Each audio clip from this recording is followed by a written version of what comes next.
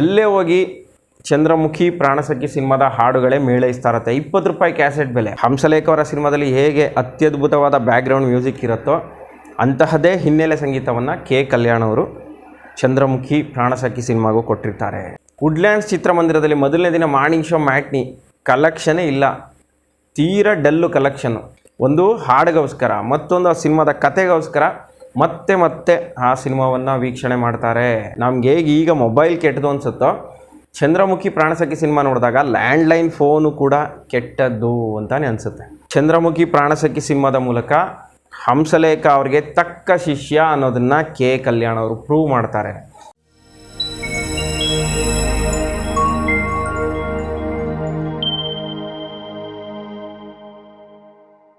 ರಮೇಶ್ ಅರವಿಂದ್ ಅವರ ಅಭಿನಯದ ಚಂದ್ರಮುಖಿ Pranasakhi 1999ರಲ್ಲಿ big hit cinema ಅಂತ ಅನ್ನಿಸ್ಕೊಳುತ್ತೆ. ರಮೇಶ್ ಅರವಿಂದ್ ಅವರು 1996ರಲ್ಲಿ ರಿಲೀಸ್ ಆದಂತಹ ನಮ್ಮೂರ ಮಂದಾರ ಹೂವೆ ಸಿನಿಮಾ ಮೂಲಕ ಹೊಸ ಇಮೇಜ್ ಬರುತ್ತೆ ಅವರಿಗೆ. ಅಲ್ಲಿಂದ ಅವರ ಸಾಕಷ್ಟು ಸಿನಿಮಾಗಳು ಭರ್ಜರಿ ಯಶಸ್ಸನ್ನು ಕಾಣುತ್ತೆ.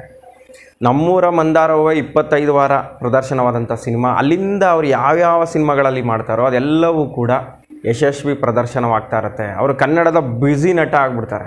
ರಮೇಶ್ ಅರವಿಂದ್ ಅವರ ಕಾಲ್ ಶೀಟ್ ಸಿಗೋದೇ ಕಷ್ಟ ಅನ್ನೋಷ್ಟರ ಮಟ್ಟಿಗೆ ಅವರು ಆಗ ಬ್ಯುಸಿ ಆಗ್ತಾರೆ. ಅವರ ಸಿನಿಮಾ ಅಂದರೆ ಒಂದು ಹಂತಕ್ಕೆ ಸಕ್ಸಸ್ ಆಗೇ ಆಗತ್ತೆ ಅನ್ನೋ ಒಂದು ನಂಬಿಕೆ ಬಂದ್ಬಿಡುತ್ತೆ. ಆ ಟೈಮ್ನಲ್ಲಿ ಬಹುಪಾಲು ಚಿತ್ರಮಂದಿರಗಳಲ್ಲಿ ರಮೇಶ್ ಅವರ ಸಿನಿಮಾಗಳೇ ಪ್ರದರ್ಶನವಾಗ್ತಾ ಇರುತ್ತೆ. ಬ್ಯಾಕ್ ಟು ಬ್ಯಾಕ್ ಹಲವು ಹಿಟ್ ಸಿನಿಮಾಗಳನ್ನು ಕೊಡ್ತಾರೆ. ಅದು 1999ನೇ ಇಸ್ವಿ ತನಕನೂ ಅದೇ ರೀತಿ ಮುಂದುವರ್ಕೊಂಡು ಬರುತ್ತೆ. 99ರಲ್ಲಿ ಚಂದ್ರಮುಖಿ ಪ್ರಾಣಸಖಿ ಸಿನಿಮಾ ರಿಲೀಸ್ ಆಗುತ್ತೆ. ಚಂದ್ರಮುಖಿ ಪ್ರಾಣಸಖಿ ಸಿನಿಮಾ ರಿಲೀಸ್ಗೂ ಮುಂಚೆ 2 ಸಿನಿಮಾಗಳು ರಿಲೀಸ್ ಆಗಿರ್ತಾರೆ ರಮೇಶ್ ಅವ್ರದ್ದು. ಒಂದು ಪ್ರತ್ಯರ್ಥ, ಮತ್ತೊಂದು ಇದು ಎಂಥ ಪ್ರೇಮವಯ್ಯ. ಪ್ರತ್ಯರ್ಥ ಆ್ಯಾವ್ರೇಜ್ ಹಿಟ್ ಆಗಿರುತ್ತೆ, ಇದು ಎಂಥ ಪ್ರೇಮವಯ್ಯ ಫೇಲ್ಯೂರ್ ಆಗುತ್ತೆ. ಅದಾದ ಮೇಲೆ ಚಂದ್ರಮುಖಿ ಪ್ರಾಣಸಖಿ ಸಿನಿಮಾ ರಿಲೀಸ್ ಆಗುವಂಥದ್ದು. ಆ ಸಿನಿಮಾ ಆ ಟೈಮ್ನಲ್ಲಿ ಎಷ್ಟು ಸದ್ದು ಮಾಡ್ತು ಅಂದರೆ, ಆ ಸಿನಿಮಾದ ಹಾಡುಗಳ ಮೂಲಕನೇ ರಿಲೀಸ್ಗೂ ಮುಂಚೆನೇ ಆ ಸಿನಿಮಾ ಭಾರೀ ಸದ್ದನ್ನು ಮಾಡುತ್ತೆ. ಆ ಸಿನಿಮಾದ ಹಾಡುಗಳನ್ನು ಲಹರಿ ಸಂಸ್ಥೆಯವರು ಹೊರತರ್ತಾರೆ. ಆ ಕ್ಯಾಸೆಟ್ನ ಬೆಲೆ ಆಗ ಕೇವಲ 20 ರೂಪಾಯಿ. ಆ ಟೈಮ್ನಲ್ಲಿ ಕನ್ನಡದ ಆಡಿಯೋ ಕ್ಯಾಸೆಟ್ಗಳ ಬೆಲೆ ಇರ್ತಾಯಿದ್ದು 35ರಿಂದ 40 ರೂಪಾಯಿ ಇರ್ತಾಯಿತ್ತು.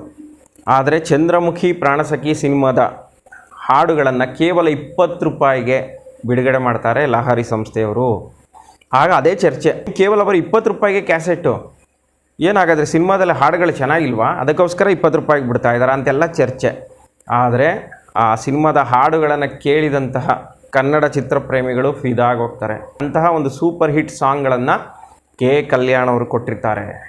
ಕೆ ಕಲ್ಯಾಣ್ ಅವರ ಸಂಗೀತ ನಿರ್ದೇಶನದ 2ನೇ ಸಿನಿಮಾ ಚಂದ್ರಮುಖಿ ಪ್ರಾಣಸಖಿ. ಮೊದಲನೇ ಸಿನಿಮಾ ತಾಯಿ ಕೊಟ್ಟ ಸೀರೆ. ಅವರು ನಾದಬ್ರಹ್ಮ ಹಂಸಲೇಖ ಅವರ ನೆಚ್ಚಿನ ಶಿಷ್ಯ. ಚಂದ್ರಮುಖಿ ಪ್ರಾಣಸಖಿ ಸಿನಿಮಾದ ಮೂಲಕ ಹಂಸಲೇಖ ಅವರಿಗೆ ತಕ್ಕ ಶಿಷ್ಯ ಅನ್ನೋದನ್ನು ಕೆ ಕಲ್ಯಾಣ್ ಅವರು ಪ್ರೂವ್ ಮಾಡ್ತಾರೆ. ಅಂತಹ ಅದ್ಭುತ ಹಾಡುಗಳನ್ನು ಕೊಟ್ಟಿರ್ತಾರೆ. 8 ಹಾಡುಗಳನ್ನು ಕೊಟ್ಟಿರ್ತಾರೆ. 8 ಕೂಡ ಒಂದಕ್ಕಿಂತ ಒಂದು ಸೂಪರ್ ಹಿಟ್ ಸಾಂಗ್ಸ್.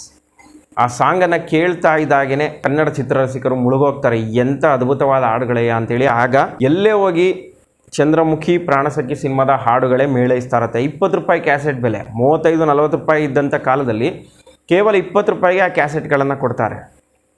ಹಾಡುಗಳು ಬೇರೆ ಅತ್ಯದ್ಭುತವಾಗಿ ಮೂಡಿ ಬಂದಿದೆ. ಯಾರ್ಯಾರು ಸಿನಿಮಾ ಬಗ್ಗೆ ಹೆಚ್ಚಿನ ಆಸಕ್ತಿಯನ್ನು ಇಟ್ಕೊಂಡಿದ್ರು ಜನ, ಅವ್ರ ಮನೆಯಲ್ಲೆಲ್ಲರ ಮನೆಯಲ್ಲೂ ಚಂದ್ರಮುಖಿ ಪ್ರಾಣಸಖಿ ಸಿನಿಮಾದ ಕ್ಯಾಸೆಟ್ ಇರುತ್ತೆ.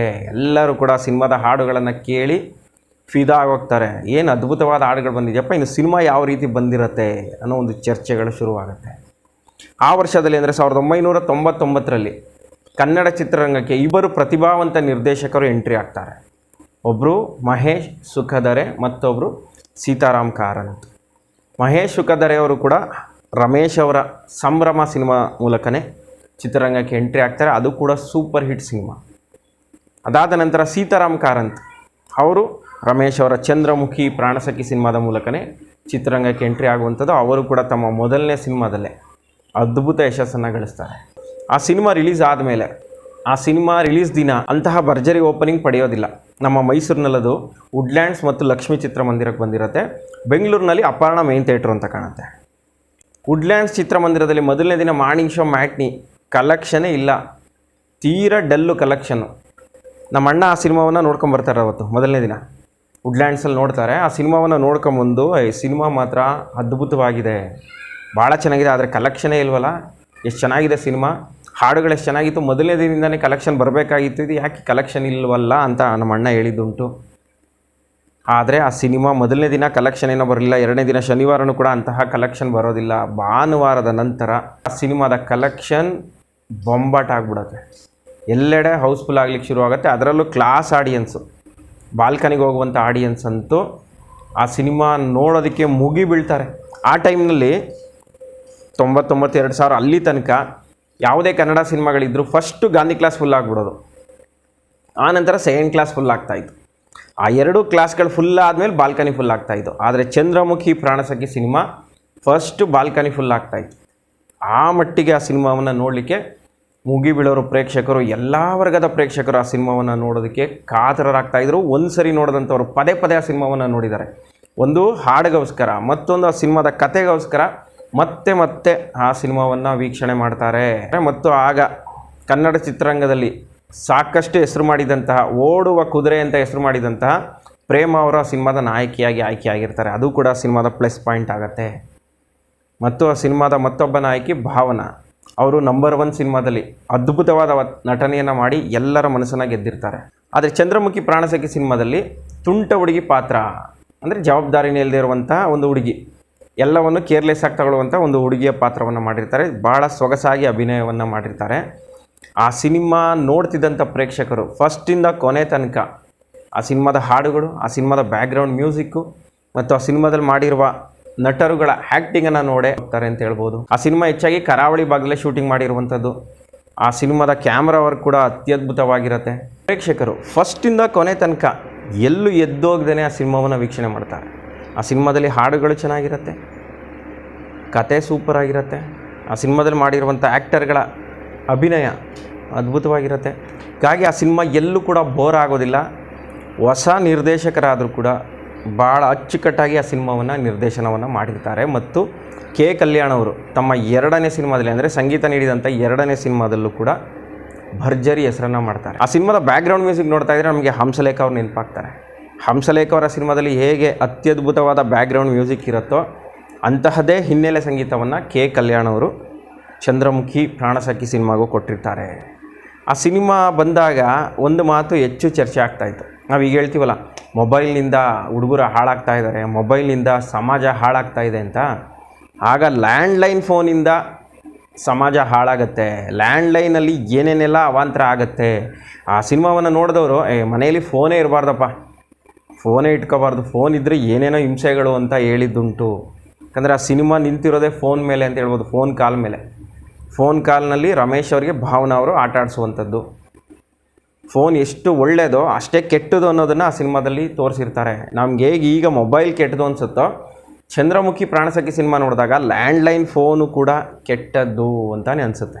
ಅಂತೆಲ್ಲ ಆವಾಗ ಚರ್ಚೆ ಆಗ್ತಿದೆ, ಫೋನೇ ಇರಬಾರ್ದಪ್ಪ, ಸಿನಿಮಾ ನೋಡ್ತಾ ಇದ್ರೆ ಅನಿಸುತ್ತೆ ಫೋನೇ ಇರಬಾರ್ದು ಮನೆಯಲ್ಲಿ ಅನಿಸ್ಬಿಡುತ್ತೆ ಅಂತ ಎಷ್ಟೋ ಜನ ಹೇಳಿದ್ದುಂಟು. ಆ ಸಿನಿಮಾ ಮಾತ್ರ ಆ ವರ್ಷದ ಬಿಗ್ ಹಿಟ್ ಸಿನಿಮಾ ಅನಿಸ್ಕೊಡುತ್ತೆ. ಮೊದಲಿಗೆ ಕಲೆಕ್ಷನ್ ಅಷ್ಟಾಗಿರೋದಿಲ್ಲ, ಒಂದು 2-3 ದಿನ. ಆ ನಂತರದ ರಾಜ್ಯದೆಲ್ಲೆಡೆ ಭರ್ಜರಿ ಪ್ರದರ್ಶನವನ್ನು ಕಾಣುತ್ತೆ. ಆ ಸಿನಿಮಾ ಅತ್ಯುತ್ತಮ ಸಿನಿಮಾ ಅನ್ನೋ ಒಂದು ರಾಜ್ಯ ಪ್ರಶಸ್ತಿಯನ್ನು ಪಡೆಯುತ್ತೆ. ಮತ್ತು ಕೆ ಕಲ್ಯಾಣ್ ಅವರಿಗೆ ಅತ್ಯುತ್ತಮ ಸಂಗೀತ ನಿರ್ದೇಶಕ ಅಂಥೇಳಿ ರಾಜ್ಯ ಪ್ರಶಸ್ತಿ ಬರುತ್ತೆ. ಹಾಗೆ ಹಲವು ಫಿಲಮ್ ಫೇರ್ ಪ್ರಶಸ್ತಿಗಳು ಚಂದ್ರಮುಖಿ ಪ್ರಾಣಸಖಿ ಸಿನಿಮಾಗೆ ಬರುತ್ತೆ. ಮತ್ತು ಸರ್ಕಾರದಿಂದ ಆ ಸಿನಿಮಾಗೆ ಆ ಟೈಮ್ನಲ್ಲಿ 10 ಲಕ್ಷ ಸಬ್ಸಿಡಿ ಕೂಡ ಸಿಗುತ್ತೆ. 1999ರಲ್ಲಿ ಚಂದ್ರಮುಖಿ ಪ್ರಾಣಸಖಿ ವಿಶೇಷವಾದಂತಹ ಒಂದು ದಾಖಲೆಯನ್ನು ಮಾಡುತ್ತೆ. ಕ್ಯಾಸೆಟ್ ಮಾರಾಟದಲ್ಲಿ ದಾಖಲೆ ಮಾಡುತ್ತೆ ಮತ್ತು ಕಲೆಕ್ಷನ್ನಲ್ಲೂ ಭರ್ಜರಿ ಹೆಸರನ್ನು ಮಾಡುತ್ತೆ. ಬೆಂಗಳೂರು ಅಪರ್ಣದಲ್ಲಿ 100 ಡೇಸ್ ಹೋಗುತ್ತೆ ಅಂತ ಕಾಣುತ್ತೆ. ಮೈಸೂರು ಲಕ್ಷ್ಮಿನಲ್ಲಿ 12 ವಾರ ಏನೋ ಹೋಗುತ್ತೆ. ವುಡ್ಲ್ಯಾಂಡ್ಸಲ್ಲಿ 50 ದಿನ ಪ್ರದರ್ಶನವಾಗುತ್ತೆ.